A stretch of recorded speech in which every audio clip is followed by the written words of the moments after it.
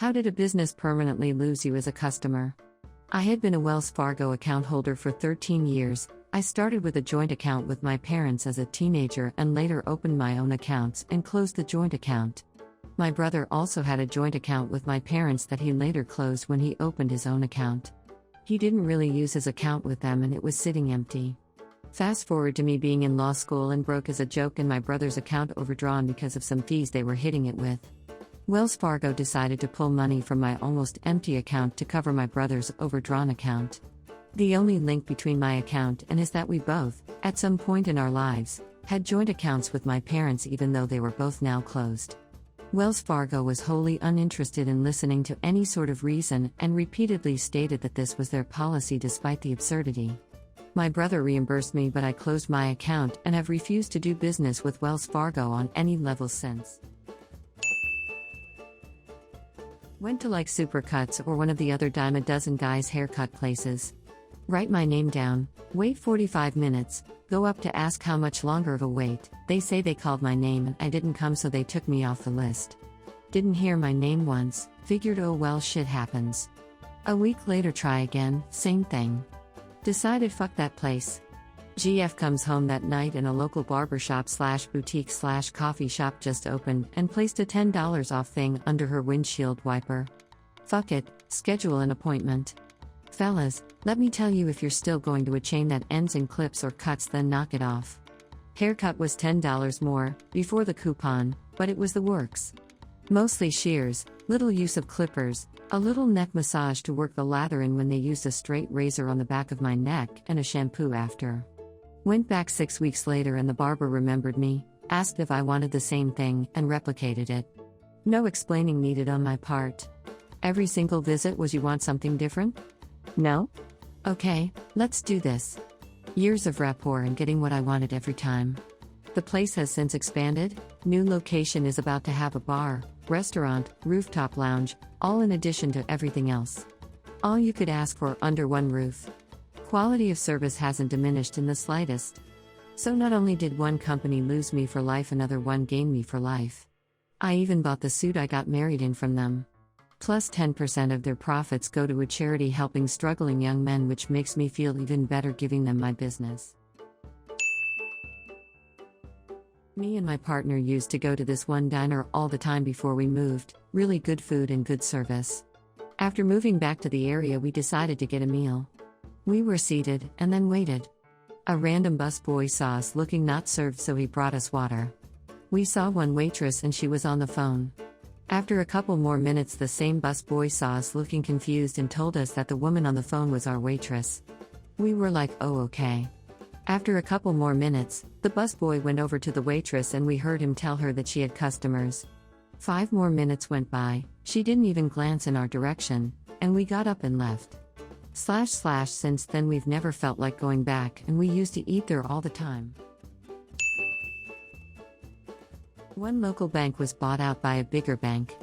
They upped the minimum balance so I went to close my account. I believe the account was closed when I left. Instead of closing my account, they simply emptied it when they paid me. Because they didn't actually close the account, I was paid a small amount of interest. The following month I received a statement showing interest was paid, less than $1, and because I was below the minimum balance they hit me with a fee, then because the fee was larger than the amount in the account, they hit me with a fee for being overdrawn, on an account I closed. This happened for 3 more months. The first time I went back to the bank I was nice, believing it to be a simple mistake that could easily be fixed. The next month I went back I was very stern. Finally the last month I raised absolute hell, shouting loudly in the bank and explaining to them that I was filing a complaint with my state's Attorney General office and federal banking regulators. I am an easygoing guy but I'm not afraid to be an asshole when pushed too far.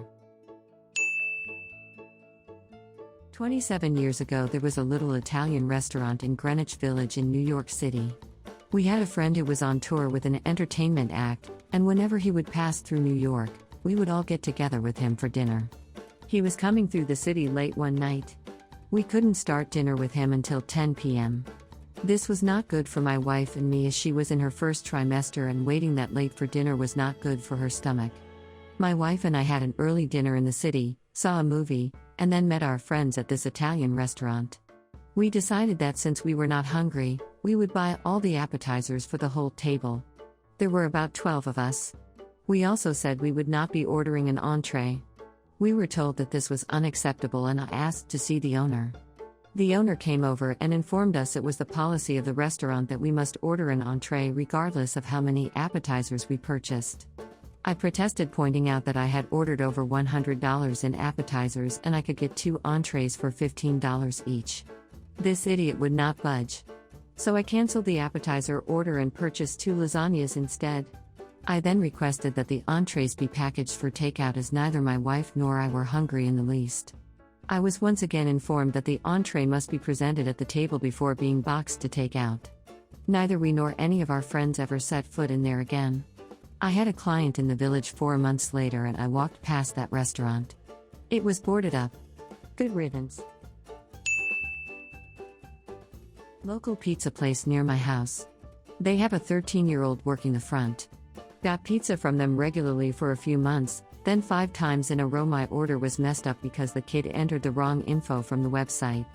Last time it happened, I arrived just on time for my pizza to be ready. They said they just put it in the oven.